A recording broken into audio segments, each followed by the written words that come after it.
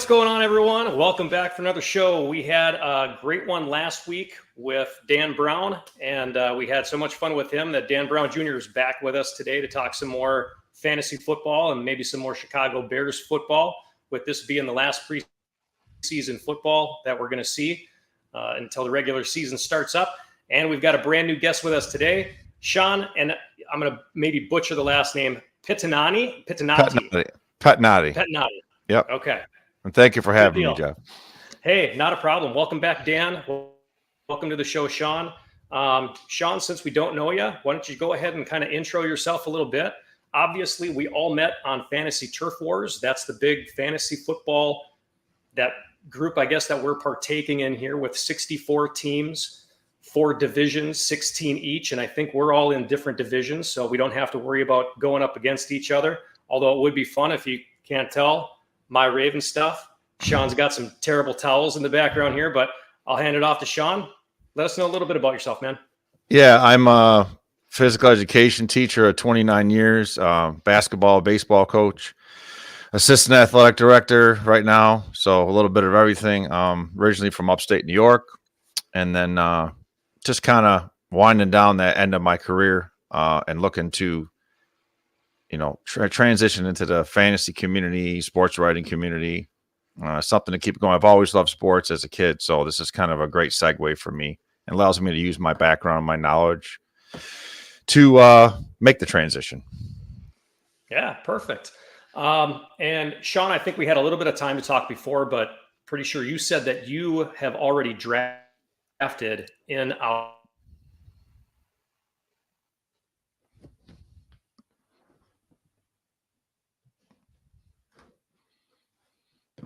You still there, Jeff?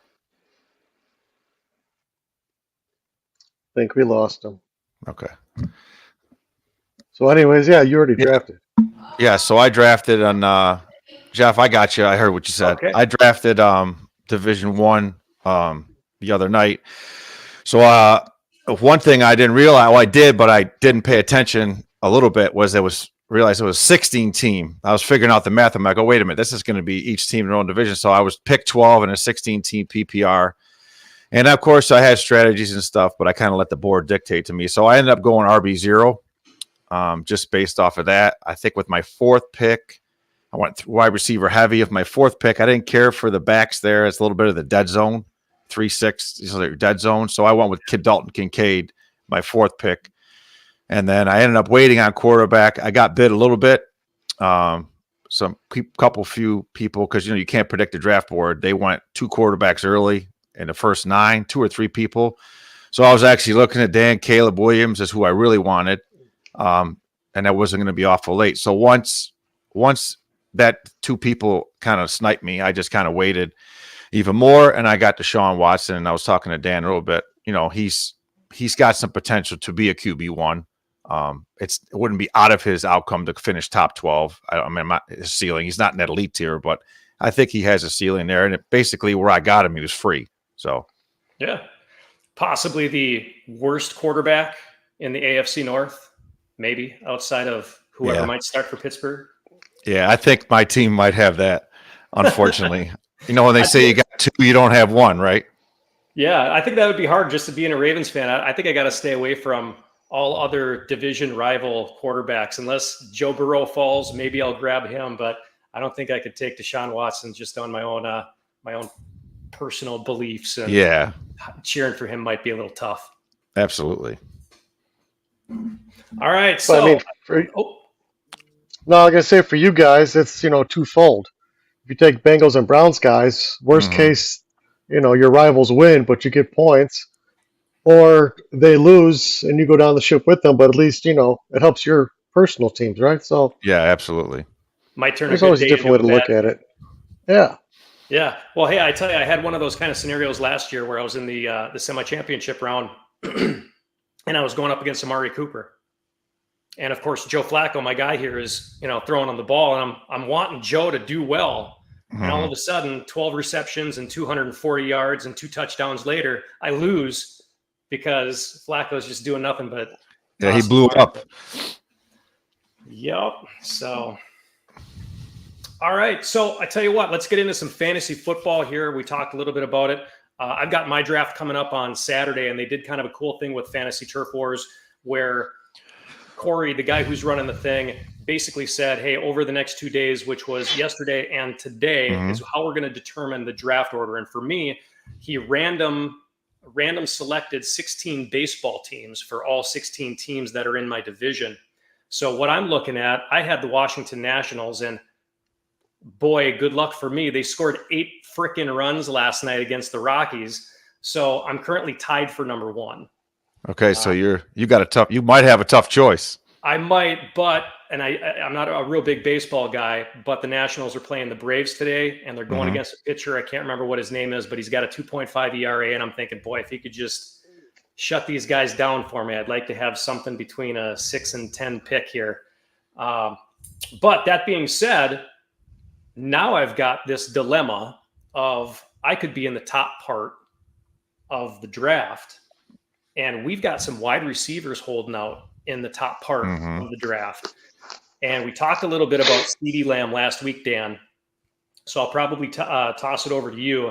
He's got 1 year remaining on his contract, hasn't touched the field yet, hasn't played in a preseason game, hasn't done anything.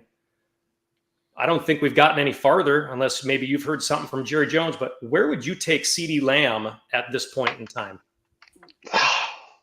In a regular 10, 12-man league, I still take him in the top 5 because I think he's going to play week 1, worst case week 2. I think he's a little safer than, say, Jamar Chase, who is threatening to hold out longer. CeeDee's a freak. He's working out on his own.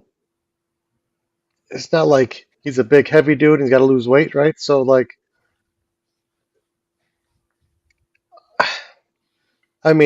until we get to, say, I don't know, a week before the opener, so say like end of next week, if he still isn't signed, then maybe, back half of the first round. But for right now, he's still got to be top 5. I agree.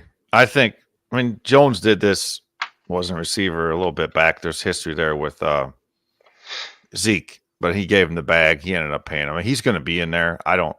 My only thing is, I take him. I'm Dan. I take him early. So I've taken him 1 in a best ball before, just because I worry about the statistical, the regression, the history of a running back coming off that massive workload. But the only thing is, I don't know if he'll be 100% week 1, and you worry about soft tissue injuries when they don't play. That's what you worry about when they haven't been in camp and gotten hit.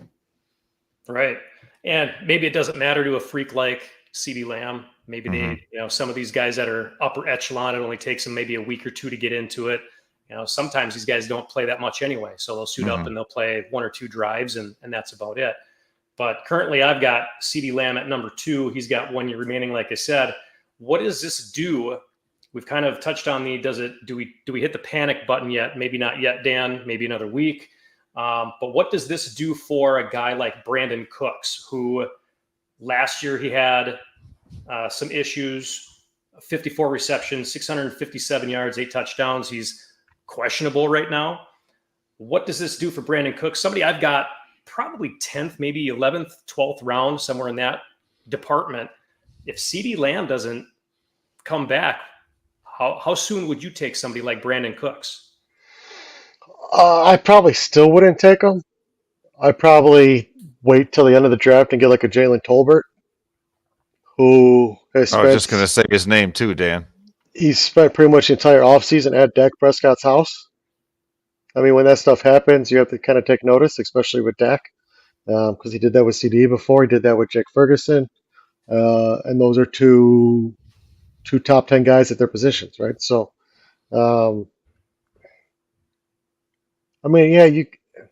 say CD's holdout lasts into the season. You take Cooks, but then CD comes back because he's not going to start the whole season. I still think Tolbert's going to take over for Cooks. I'd rather use, Cooks sparingly or just on go routes, whatever the case might be, when they're in 3 receiver sets. But I think, if CeeDee's holdout lasts into the season, you take Cooks, but then CD comes back because he's not going to start the whole season. I still think Tolbert's going to take over for Cooks. I'd rather use, Cooks sparingly or just on go routes, whatever the case might be, when they're in 3 receiver sets. But I think by midway of the year, around bye, whatever the case might be, I think Tolbert kind of takes that number 2 role from him. And that's still probably number 3 behind Jake Ferguson. So I really don't think it matters who the second Cowboys wide receiver is. I Yeah. agree totally, Dan. Sorry. Go ahead, Jeff. I'm No, sorry. you go ahead, Sean. I agree. I was going to say, Dan said it. I think the guy you want to draft is basically free is Tolbert. So you're not taking on any risk. And they're saying he had a good offseason. I'm reading he's supposed to be more involved.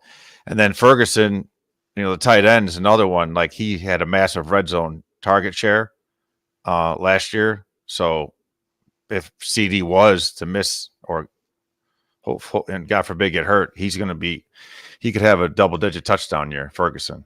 And he's reasonably priced right now too for you.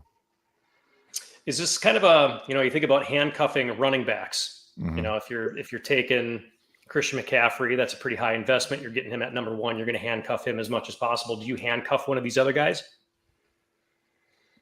to CeeDee Lamb or Jamar I think Chase? I would. I'm with Dan. If I'm going to handcuff him, I'm going to take Tolbert. Yeah. Or if I don't have Lamb and I don't, and then I'm going to probably still try to get Tolbert, but I might reach around and grab Ferguson. Jalen Brooks on you guys' radar at all? He would technically be the number 3 if CD isn't there. You'd have Brooks and then Jalen Tolbert and Jalen Brooks. Probably not. Brooks, Cooks, Probably and not for me, no. But you never know, right? He could be a hot waiver commodity in week 6.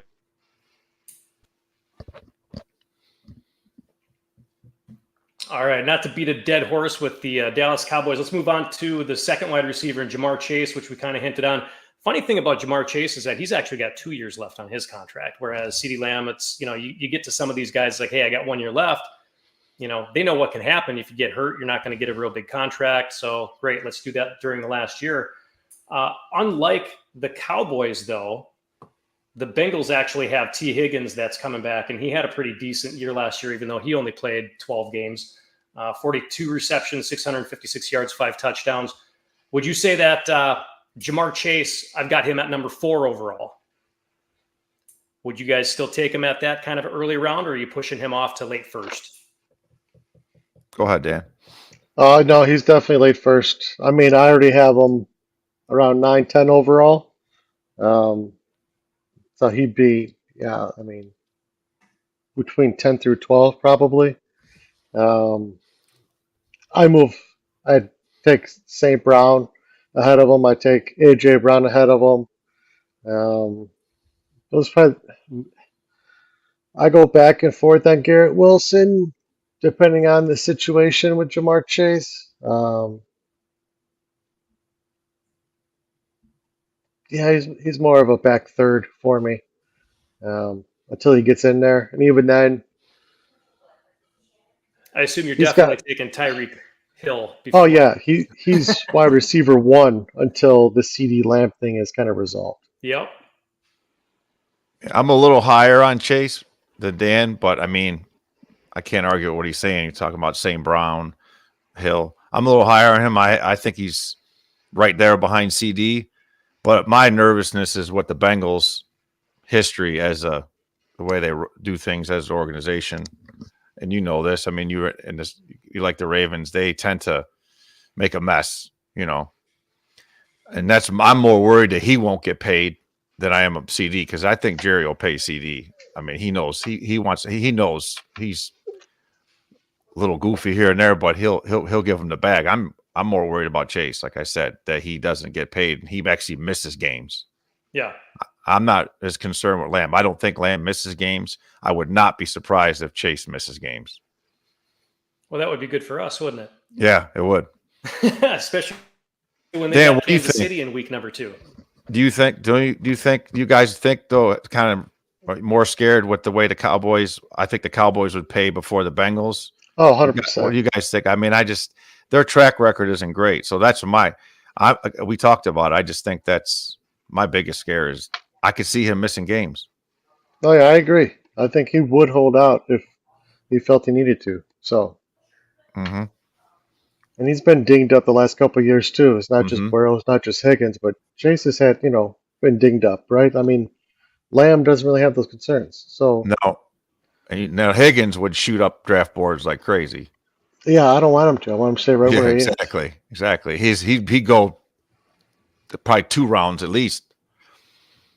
Yeah, and I think unlike the Dallas Cowboys, the Cincinnati Bengals probably, I feel like their wide receiver room is a little bit better. Obviously, we mentioned T. Higgins, but Andre Iosivos,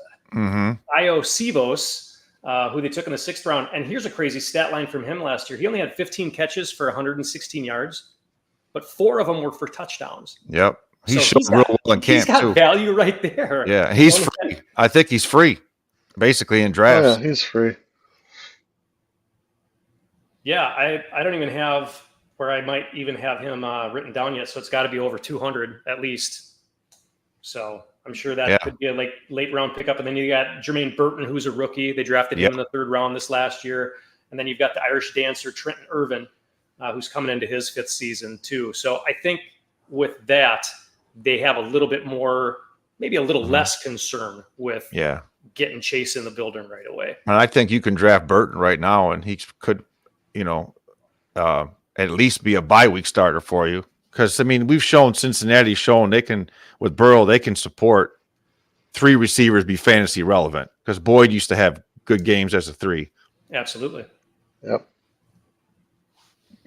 All right. Well, the 3rd one that was on my list, and we talked about him last week as well, Brandon Ayuk, who I currently have late 20s on my draft board, and he started Jeff, off. he's not a Steeler yet? I thought he was coming to Pittsburgh. I heard it a million times.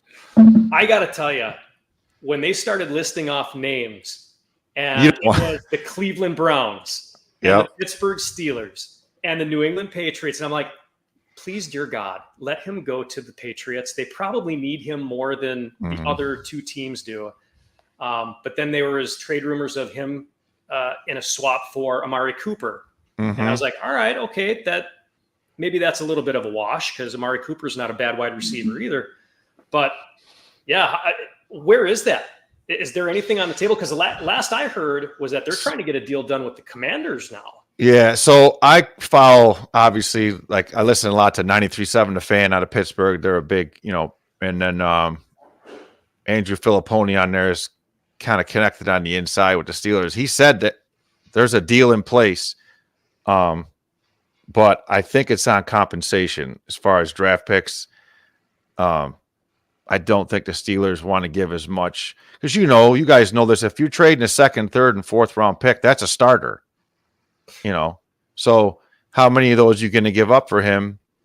I mean, but for the Steelers, they don't have a number 2. I mean, Van Jefferson's their number 2. So Ayuk, I mean, that's a big boon to that. And then that's going to take the double teams off of Pickens. So, that depends. They say they're and go for it, but we'll see. That's what I've heard, but I've heard no traction since. I keep hearing there's a deal in place, And then we talked about, you said something, I forgot what you help me out here, Jeff. You said something, there was another rumor with Ayuk.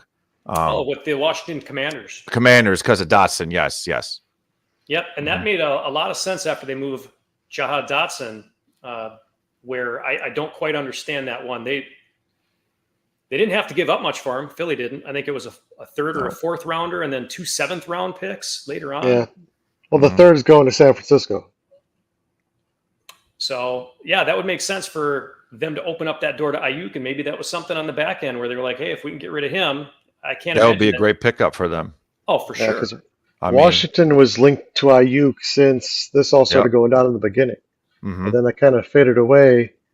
Washington didn't really address the wide receiver room all offseason. So, I think Ayuk's always been something they were trying to accomplish. But now it seems like it's more of a real possibility.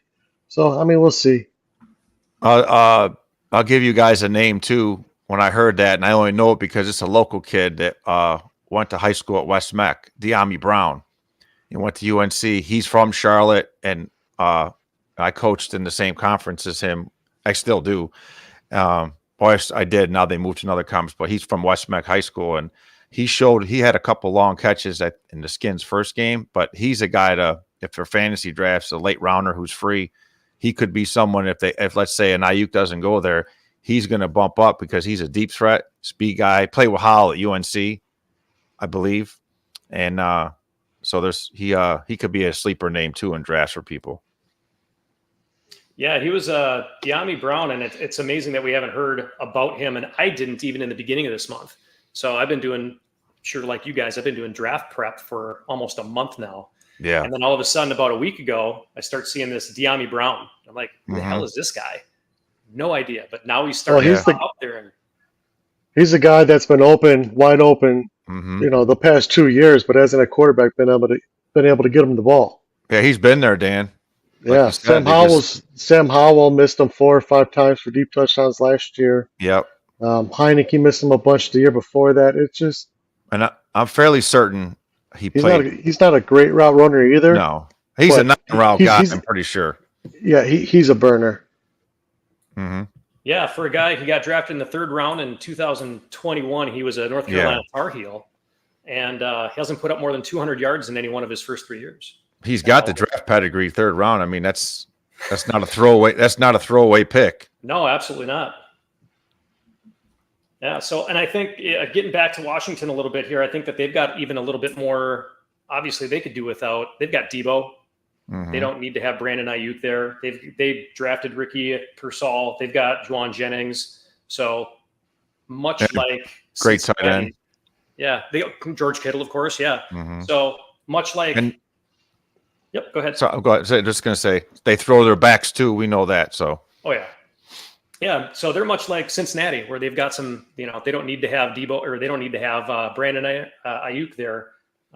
So out of all 3 of these teams, I think maybe we're all on the same page. We kind of hinted on it. Dallas is probably most likely to pony up the Bucs, whereas the other teams are like, well, if you're here, you're here. If you're not, you're not. Slightly off topic, Dan. Where do you and Jeff have Purdy? Like. I probably is not top 12. Where do you guys have him on your ranks? Just curious, since we talk 49 real quick. 14, 15? Yeah, sounds right. He wouldn't hurt you starting, I wouldn't think. If you had to wait on a quarterback, and he's not bad weight guy. Well, I will give you a little bit. Jeff? Yeah, I've got him at quarterback 11. Yeah, and I mean I agree with both you guys. I wouldn't be surprised if he was a QB1.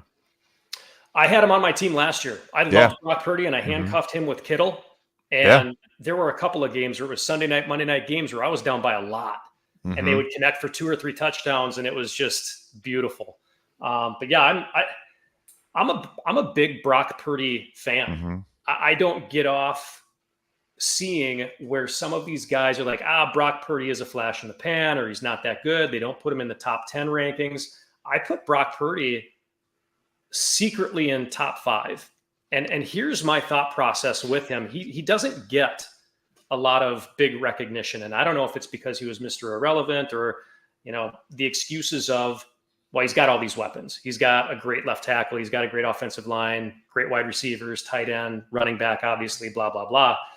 But if you think about Brock Purdy in his first year starting for San Fran, if he doesn't hurt his elbow in the NFC Championship game, he could have taken them to the Super Bowl in his first year.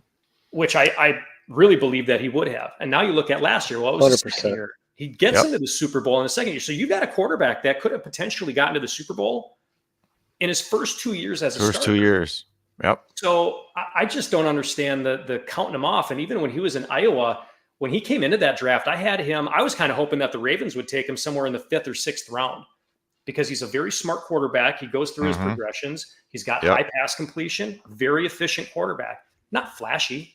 He's not a Caleb Williams, a Jaden Daniels. He's not one of these flashy guys who can pass for 40 touchdowns and run for 10 more. But, I'm a little bit higher on Brock Purdy than most people are.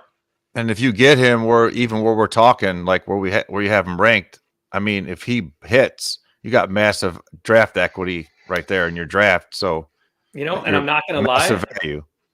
He'd outperform his ADP, no problem. Oh, yeah. That's what I'm hoping at. I think overall I've got him somewhere around 100, between 95 to 100. So if he's still on the board at that time, he could outperform that easily. Yeah, and the funny thing is I've actually got him right between Jaden Daniels and Caleb Williams. So that Williams looks good. I think he's looked real good. Dan, you got to be excited. They got a lot of weapons around him. I sure am. It's gonna be a good year. Yeah. try not to draft too much of them because drafting rookie quarterbacks kind of scary sometimes. But Dan, I I mean, have it's almost like foolproof. a future on them to win your division. So, It's a good bet. um, All right, let's switch over to, so we've talked about fantasy wide receiver nightmares that we've had. Let's go over to, we'll stick with the wide receivers, but let's go to Kansas City here real quick. Rashee Rice, is the guy going to get suspended or is he not going to get suspended? Is he going to be a nightmare? Should people still draft him, or do you think the NFL is just going to brush this under the rug until next year? Yeah, ahead, he's Dan. not getting suspended till next year. His court date's not till December. It's going to be very similar to Kamara. Played a whole year, and then miss 3-4 games beginning of next year. yep, I agree. I say get him while you got him at a discount right now. I actually just saw something that came across before we came on, Jeff, that he's the biggest mover on the draft boards at Real Time Fantasy Sports right now. So if you get him before you lose the discount. Because I mean, I've seen No, some, even still, he's a Yeah. top 15 wide receiver. and I But you're saw getting in the 5th, 6th round. I follow a guy on Twitter, one of them lawyer guys, and he said exactly what Dan just said. It's probably going to be next year. A year from now, then we're worrying about it. Yeah, if you've got a keeper draft, I guess, or a keeper Mhm. league, keep that in mind for next year. Especially with Hollywood Brown being out for who knows how long. Mhm. That's can't be anything but beneficial for anybody that's going to draft Rashee Rice. Dan, I took Xavier Worthy with my third receiver at Turf War because that's Yeah, why I went RB. yeah. I went RB0 because of the draft board, and I grabbed him, which I thought was a good for my third receiver. Sounds like a lot of receivers went quick. If you got left with him being your third instead of Yeah. your flex, but And I some mean, quarterbacks, a lot of the quarterbacks went upside's there. early. Quarterbacks went Yeah, early. yeah. Like I said, a lot of people took 2 in the first 9 picks of a 16 team. Yeah, the upside's there with Worthy, so Yeah. I think he overtakes Hollywood at some point. So Mm-hmm. Do you think that's kind of crazy? People taking so many quarterbacks, is that? Do you think that's a strategy of I'm going to screw other teams by taking quarterbacks, or do they not have much faith in the first one, or they're not even considering handcuffing their backup quarterback? Or Go ahead, Dan. You go. I think it's more it's a 16-team league, and why take the chance on the waiver wire if you don't have to at that point? You don't know who's going to get hurt by then, who else is going to get picked up by then. Things get thin in the 16-team league, so having two quarterbacks, 2 tight ends, sure. I mean, having a backup quarterback within the first 9 rounds, that's something else. Like Yeah. Deshaun Watson would have been a pretty decent Yeah. And like I bench told you, quarterback, right? So yeah. now you have him as a starter because everybody because I just thought I'm with doubled up you early. Yeah, I So- agree with what you're saying. Like it gets thin, but if you're taking 2 in the top 9, you're real weak at running back and wide receiver. I mean, you're really thin. So I mean, like I said, you can't predict a draft board. I'm fine with Watson. I don't. I mean, is he going to be QB1 overall? No. But like I said, I think he could be a top 12 guy, at least not lose the games for me. And then so I just figured, well, if I'm going to wait, I'm just going to keep waiting and build depth. Yeah. Yeah. Well, I think that's a smart way to go, Sean, too, because we've got 3 wide receivers that you got to start, and you've got Mhm. flex. So Yeah, and essentially, you got you're some looking running at 4 backs, wide so- receivers or Yes. 3 running backs that you're going to have to start. So that was my plan, too, is I'm just going to load up maybe the first 5 or 6 rounds. I'm going to take the best wide receiver running backs on the board.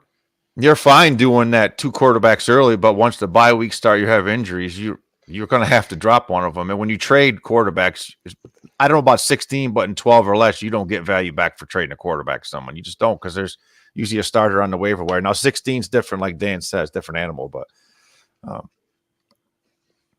Funny thing too, I'm a little nervous about getting that number 1 pick. Again, this being a 16-team league, I don't think I like that. So I contacted Corey about it, and I said, hey, hypothetically speaking, say I don't want the number 1 pick, and I propose a trade to whoever's got number 6. mhm. And I say, hey, I'll give you my number 1, I'll take your number 6, but then I'll also take your number 2 draft pick, and then we'll swap number 4s or something like that. right? And unfortunately, he said no. So we're not allowed to trade any draft picks in this league before the draft. So just in case you guys were thinking about bringing that one up. I didn't. I was almost going to ask you if you get one, who would you take? But I don't because I don't want you to give away because that gives someone an advantage. So because you haven't drafted yet. So yeah, we haven't. But I mean, realistically, I think we all know it's going to be really between two people. yeah. So You almost then, if you have to, you don't have the decision will be taken out of your hands for you. yeah, and that's what I was thinking too. It's like, man, if I could get number 5, maybe those couple of question marks, get taken. Yeah, That's what I got. I got 5. Yeah, 5's good. I mean, I like to be sure. regardless though, Jeff. You're on the end, and I'd rather be on the end of a draft. The back end, 10 through 12, standard 12 team, 10 through 12, or 1 through 3 or 4. 5's okay. I just don't like that 6, 7, 8. See, that's what I was thinking that's what I would like to have something in there so you're a little bit more spaced out. And if somebody slips, they might slip to you instead of saying, oh, that guy slipped.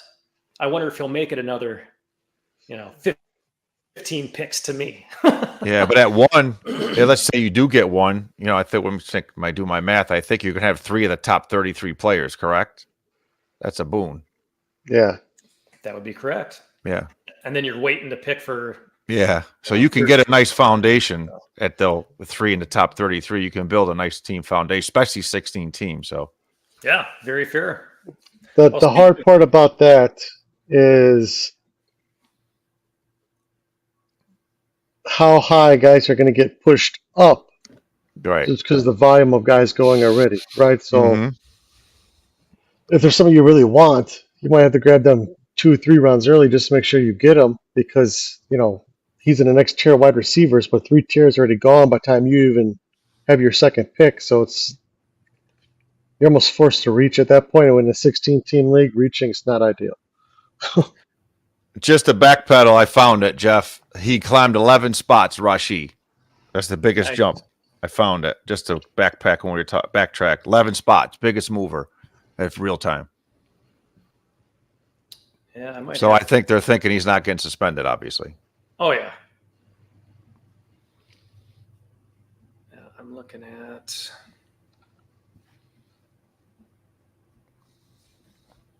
Rashi Rice. Yeah. I saw him anywhere from in the 80s, questionable suspension, to now I'm seeing, 35, 45. Yeah.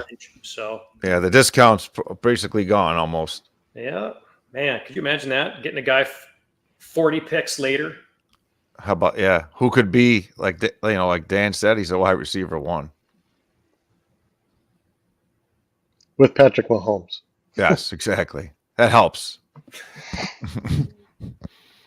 So what kind of draft strategies you guys use? You go into your room, you got your Excel spreadsheets, or are you doing it on paper? What are you doing? What's the best mode that's worked out for you? Go ahead, Dan. Really just comes down to knowing the format, half, full, or non. I prefer non-PPR because I think it's more authentic. Because the idea of fantasy football is to be a GM, and football teams don't win unless they score touchdowns. In PPR leagues, you could score no touchdowns and win the week.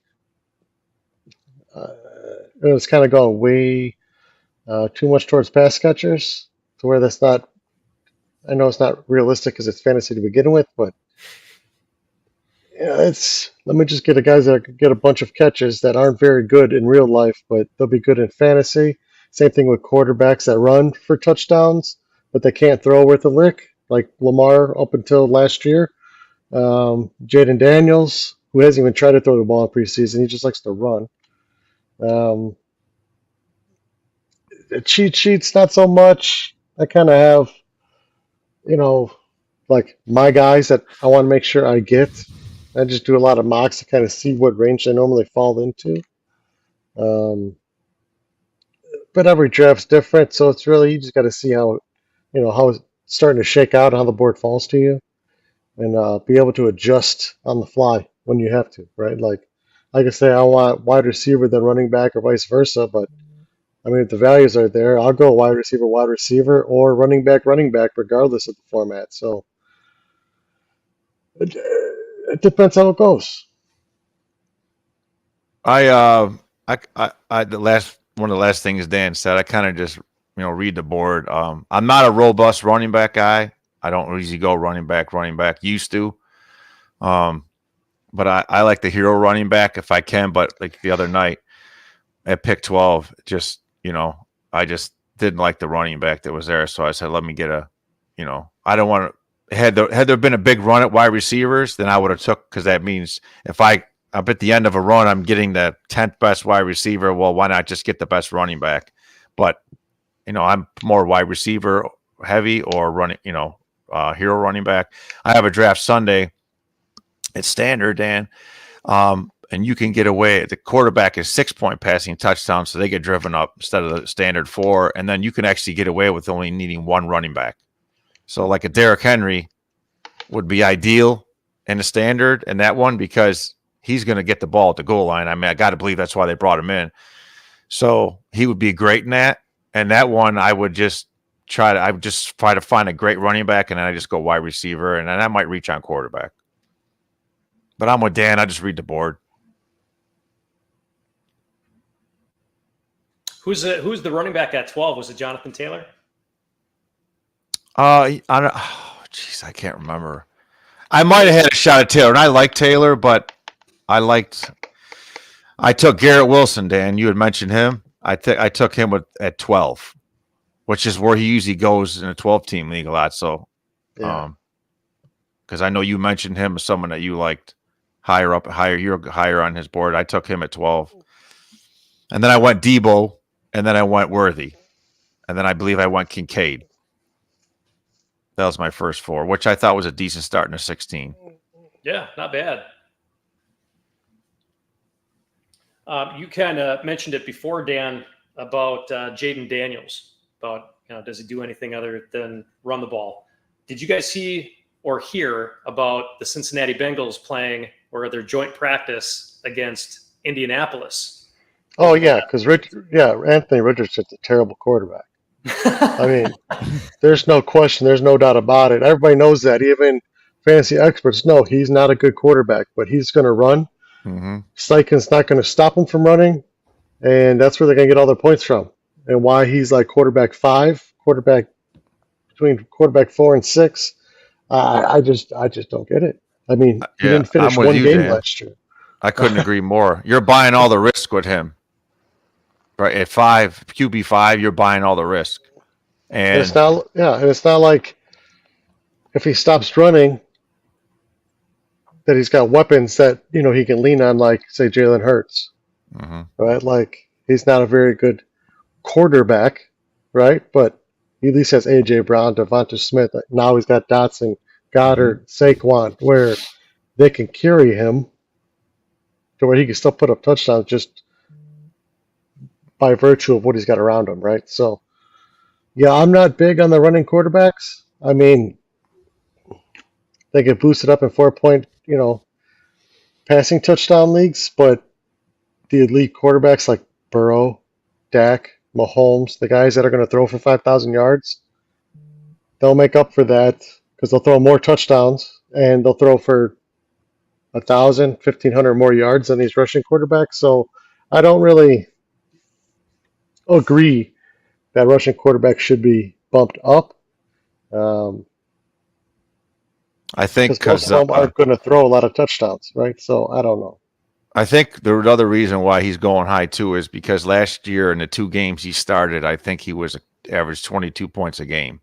So people are looking at those 2 games, but it was 2 games. I'm with you. Like I watch him, and like to me, if you're defensing him, you want him in the pocket. That's because that's what you want him to do. So yeah, and he hasn't finished. He played 4 games. He didn't finish one. So. Right. He's the quarterback, the rushes, the cheat code. So he's going to get, and I don't see him dropping. I mean, he's right at QB5, I think he said, right? Yeah. So really, you're just okay. Like I can see if it's Josh Allen because he can't throw the ball. Exactly. Right. Like even Hurts a little bit because he can throw the ball. Kyler Murray, like 4 or 5 rounds later because he can throw the ball.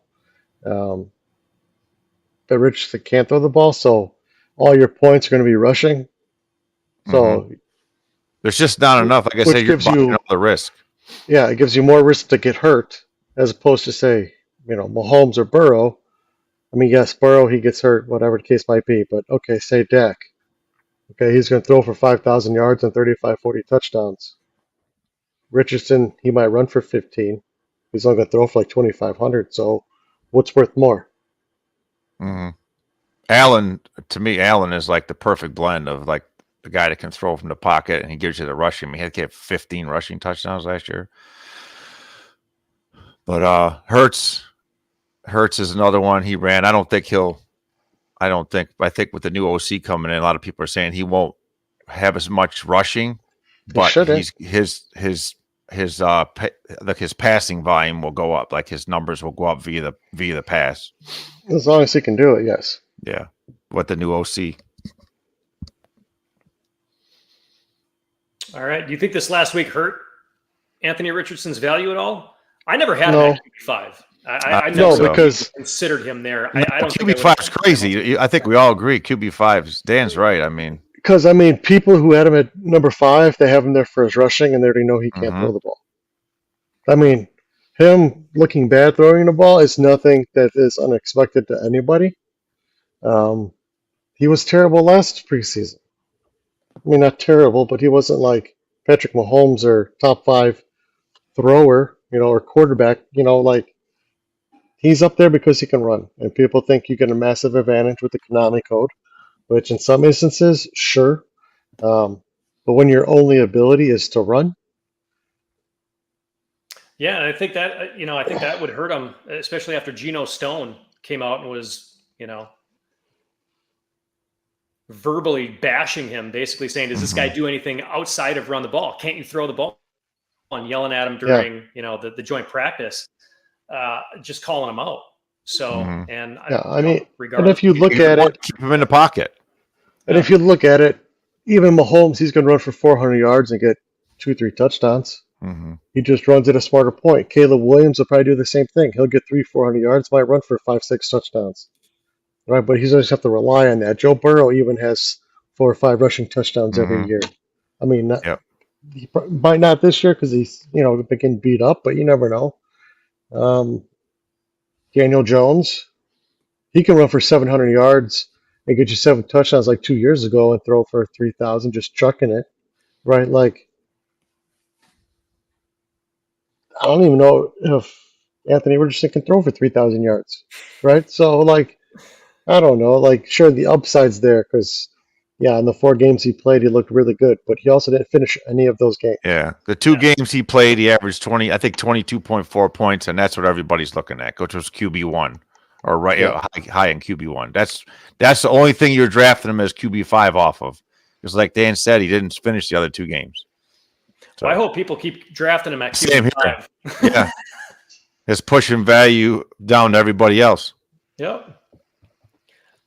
What do you guys think? Are you guys believers in the Madden curse? Not in the last 12, 13 years. Not since Peyton Hillis. I don't really think it's come into play at all. So, Yeah. And that was, 2012, somewhere around there. So, it hasn't really been a thing. We kind of talked a little bit about CMC, right? He's going number 1 in most, if not all, drafts. And it's the workload if he gets hurt. Taken at number 1 overall. They're never number 1. And I think the last one that did it was in 2013, where they finished number 10. And I can't remember off the top of my head who the heck that was, but I know it was 10 years ago anyway, where they finished in the top 10 of their position. That's very realistic stats. That's the last 10 years. Now, most of them have been because of injury, but do you guys see, if you had the number 1 draft, how do you not take CMC? Yeah, you have to. You have to. Just take Jordan Mason, or have extra running backs, whatever case might be. Like, I think Mahomes was on the cover twice, and he won the MVP both years after that. So, I mean, if he's healthy, he's going to get the touches. So, like,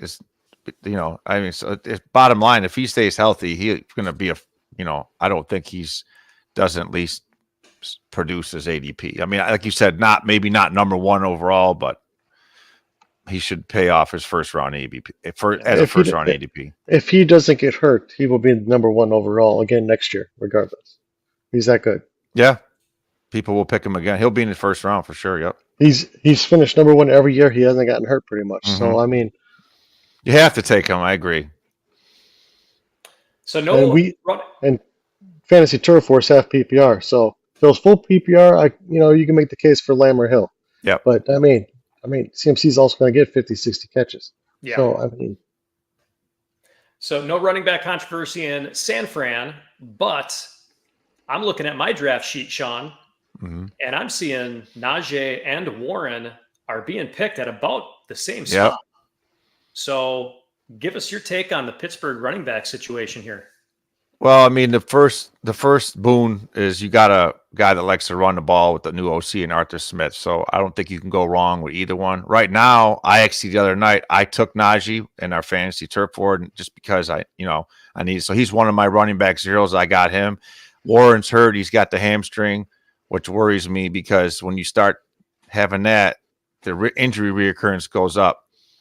But I think you can go with either running back. I mean, I don't think you want him as your RB1. If Warren's hurt, yes, Najee's an RB1, but I think they're a real good RB2 flex play. I mean, like I said, they're going to run the ball and throw to the tight end, and usually they support one receiver. That offense, that's pretty much what happens there.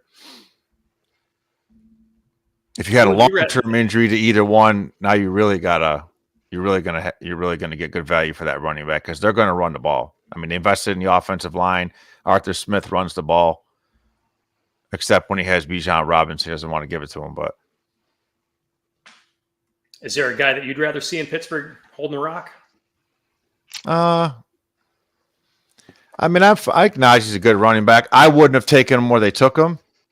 I just don't think.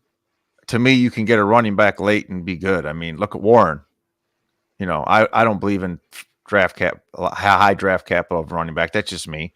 But he's on the team. He's lost some weight, and he can still run the ball. He's a decent goal line back. I think Warren obviously is a better pass catcher.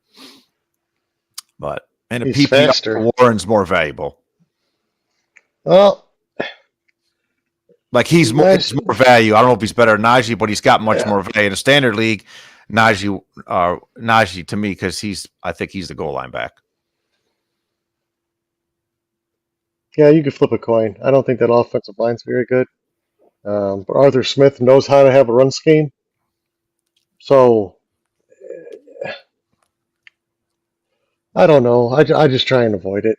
Anything in Pittsburgh, I try and avoid at this point. Unless I guess get stuck with Freiermuth for tight end, then I'll do that. But Arthur Smith likes to use 2 or 3 different tight ends also. Mm-hmm. So, there's nothing you can feel good about except taking Pittsburgh's defense. Yeah, it's a toss-up. It's a timeshare. I mean, you get better value on Warren a lot later, especially now he's banged up. So you could get Warren in the 10th round as opposed to Najee in the 5th. They're pretty close before the injury, though. I think they're right next to each other. Now he'll drop, obviously, so Warren will be a good value. But if you're an RB0 person, Najee Harris is a good target. Yeah. Just volume alone. Mm-hmm. Another running back duo that I am watching closely, and maybe it's just because I'm a Ravens guy, is what's happening with the Chargers. Mm-hmm. So in the offseason, sure you guys know, they went ahead and signed Gus Edwards, former Raven, and J.K. Dobbins, former Raven. Now, J.K.'s been hurt for the majority of his year, ACL injury, Achilles injury, but man, when he played, he showed flash. Mm-hmm. Are you guys looking at one of those two guys? And if so, which one do you see has more upside, Gus Edwards or J.K. Dobbins? I'd take, in best balls, I'm taking the whole backfield. That's a backfield you want to invest in. If you can get, because they're going to run the ball with that OC. It's Dable, I believe. Not Dable, Roman. Greg Roman. You want to be invested in that backfield. I've heard Dobbins has run well. Edwards is a good goal line back. And Kamani Vidal, I think they drafted him in the 5th round. He's free and he's a good flyer. So, in redraft, I mean, they're all pretty good values, you know. So you could do worse to have those guys as your RB2, but in best ball, I'd draft the whole backfield. Yeah, Dobbins has a higher ceiling. Edwards has the higher floor. So it depends on your build, right? So, I mean, either way, this is going to be your RB worst case 3, best case 4 or 5. So, like,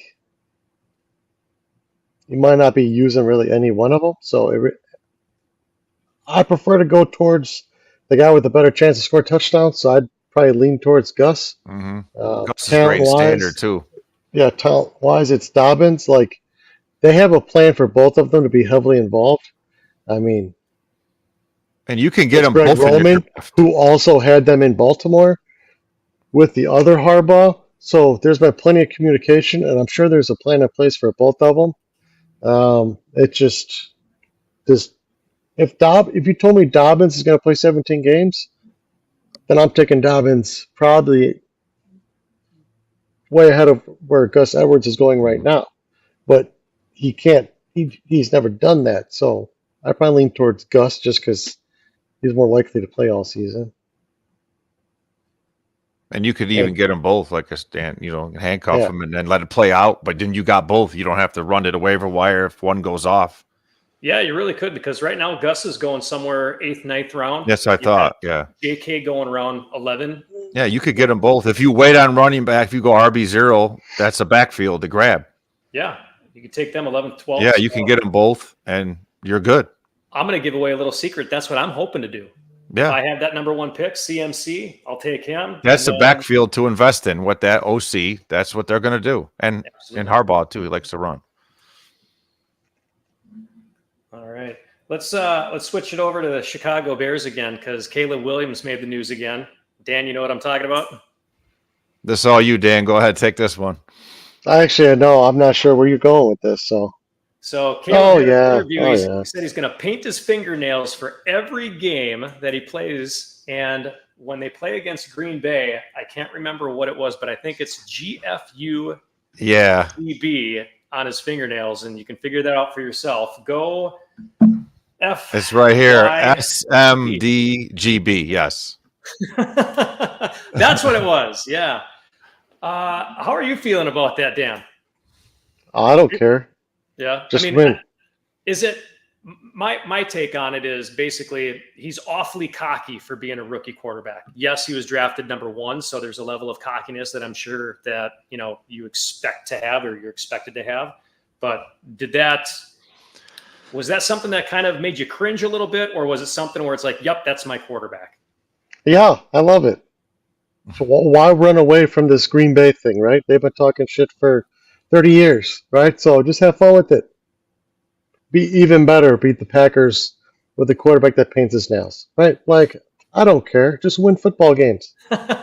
You're already better than Jordan Love. You haven't taken a regular season snap yet. I mean, you're better than anything in Minnesota. And Goff has a few years left. Who knows what happens there, but he's already immobile. So that offensive line is not going to be elite forever. So, I mean, hey, have fun. Win football games. I don't care. It doesn't bother me at all. It didn't coming into the draft. It doesn't bother me after the draft. Whatever. He's confident because he knows he's good. And he's done nothing to show us otherwise. So, until, he's really terrible, do what you want to do, kid. I don't care. At least he's not smoking on the sidelines. Yeah, right? Sean, you got any thoughts about it? I mean, he's good. What I've seen in preseason, he looks good. I mean, that other stuff, I'm a coach. If a kid likes something, you kind of just, if it's not a distraction, and they're winning, I'm fine.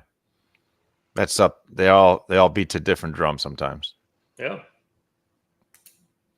Last thing that I've got on my agenda here is the Cowboys signing Linval Joseph. And this might not be much of anything. He was a former Minnesota Viking. Over the last 2 years, he spent 8 games playing in Philadelphia, 9 games, 7 games in Buffalo. For whatever reason, that seems to be making more headlines than Jamar Chase not being at practice. Is this anything to really even look at, or is it another red flag coming out of the Dallas camp going, geez, our defense really needs help? I think they just, because he played for Zimmer, he knows his scheme. I think it's just a fit. Him and I think Jordan Phillips got signed with them too. Just depth on the defensive line. Yeah, pretty much. Just a rotational piece. And they didn't have a great run defense, so he'll help with that, help shore that up. So just a guy. Just a guy. I don't have much else to say about it. What else you guys got? Any talking points from the fantasy side of drafts that you've been in already? I've got one coming up. I've got my keeper league coming up tomorrow, and then I've got the fantasy turf wars one coming up on Sunday. So we are steadily approaching the last full weekend of fantasy football. We had a couple of games last night, not much to see there. People aren't really playing their starters too much. Any takeaways from last night's games or something to watch out for maybe this weekend? Go ahead, Dan. Not really. I mean, I got my turf war draft Sunday night, so that'll be fun. I'm drafting 5. I keep going back and forth on who I want to be there. Well, do I really want them to be there? What decision don't I there. want? You know what I mean? So I won't take Chase. I can promise you that. If Lamb falls there, do I take him? Well, I tell That'll you be what, the first real tough one. let's say that McCaffrey, Lamb, Hill, and Chase are all taken off the board. Are you going wide receiver? Otherwise, you've got a running back duo in there that seems to be going. Yeah, you could go Hero. Yeah, you could go Hero there and get your anchor running back. Robinson or Hall are one of those on your mind at number 5? Yes, they are. Who would you take first, Robinson or Hall? Who do you think has more upside? I mean, Bijan has CMC upside, if we're being honest. Mm-hmm.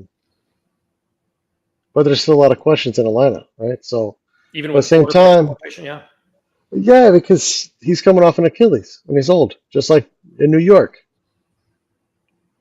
So it's, I mean, yes, right now Bijan also has somebody in the backfield that's proven to be good in Algier. That might, take some snaps away, but I think he still gets way more than he did last year. Bijan, that is. I mean, last year, and then Breece Hall, he was ridiculous last year coming off of major knee surgery. And yes, they got Braylon Allen.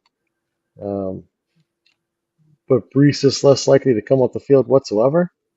So it's just figuring out, that red zone yardage situation. Is Algier going to get that for the Falcons? Because Breece is going to get it for the Jets. But Aaron likes to throw down near the goal line. Trust me, being a Bears fan, watching Aaron Rodgers for years, he didn't hand off a lot inside the 5, or he gave his guys one chance. If they didn't do it, then he threw the next 3 times. Yeah, he's the king of the 1-yard touchdown, that's for sure. Right? So it's... He does. He throws a lot. Devontae Adams got a lot of those from him. Yeah, and Devontae could get a lot more by the end of the year, too. I'm just saying. So I don't know yet. I really don't. Half PPR, probably lean Bijan just because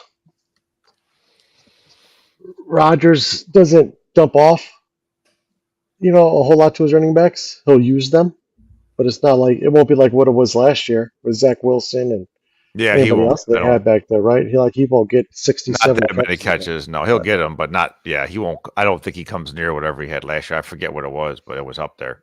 Yeah, he won't get that this year. So I don't know. And Bijan could be used in the CMC role. I think that's Atlanta's plan for him, which is pretty enticing. So you could possibly get CMC, but 5-6 years younger. Do you look at the backup quarterback position there? Do you look at Tyrod Taylor? If Aaron Rodgers goes down, he's the backup in New York now instead of Zach Wilson, or Michael Penix Jr. I guess I would give Tyrod a little Taylor bit the nod.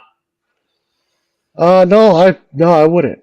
Really? I'd give Penix the nod because defense is going to be more worried about Penix's arm than Tyrod Taylor's arm, right? So, and I think it'll be easier to stack the box against the Jets and just double Garrett Wilson as opposed to stacking the box against the Falcons and leaving, and even if you double London, you still got Pitts, you still got Mooney, etc.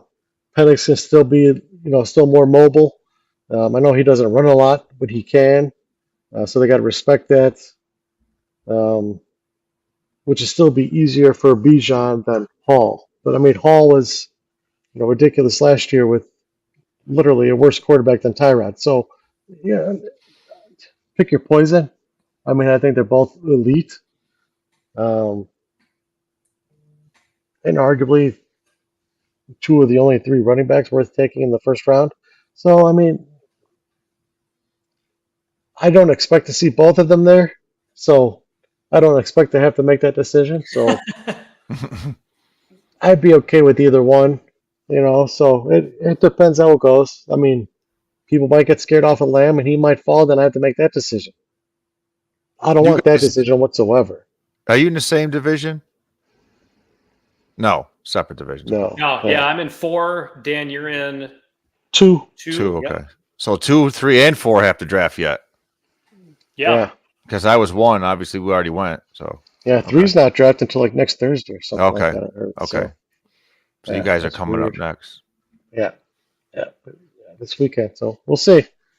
But yeah, All right. Any closing thoughts? Like pick a punter early, draft a picker, kicker. If I could, Jeff, I'd just make a plug for at Total Apex Sports. I'm Yes. started writing some content there. You can find it on my Twitter handle at the Coach's Desk. And I just started writing some content. I'm doing a wagering series, and I'm about to try to get part 1 is already published, and part 2 is on the way. Perfect. And it deals predominantly with football wagering with the season coming up. And thank Awesome. you for having me on here. It's great to be on here, and thank you very much, Jeff. Not a problem, Sean. I look forward to reading some of your stuff too. So even Yeah. though we're on opposite sides, Article. we'll make ones sure to are- bring you back for the Ravens Steelers Yes, game. absolutely. And unfortunately, we don't play the NFC North until next year, Dan. hey, That comes around every that's 4 fine. years, and we got next year. That's fine with me. So I'm not worried about playing that division if I don't have to. So hey, I'm cool with that. Hey, maybe if everything goes well, I can't remember. I think nope, we host Chicago next year. I was going to say if we're playing in Chicago, maybe we get together for a game next year. But Chicago actually plays in Baltimore next year because they'll be in Minnesota and in Green Bay. So, all right. All right, Gentlemen, thank you guys. so much for being It was here a pleasure. today. Pleasure Yeah. to be here with you guys. Good Good luck luck to to you in everyone. your drafts too. Yes. Yeah, good luck to everyone on their drafts. Good luck to everybody out there. If you've got any questions, hit any one of us up. We're all pretty much pros, as you can tell. Otherwise, catch us on Fantasy Turf Wars as well. Check that site out. That's where we all met, and really fun stuff. Thanks again, guys, and I'm sure we'll be seeing you again. All Talk right. soon. Take care, Jeff. See you later, Dan.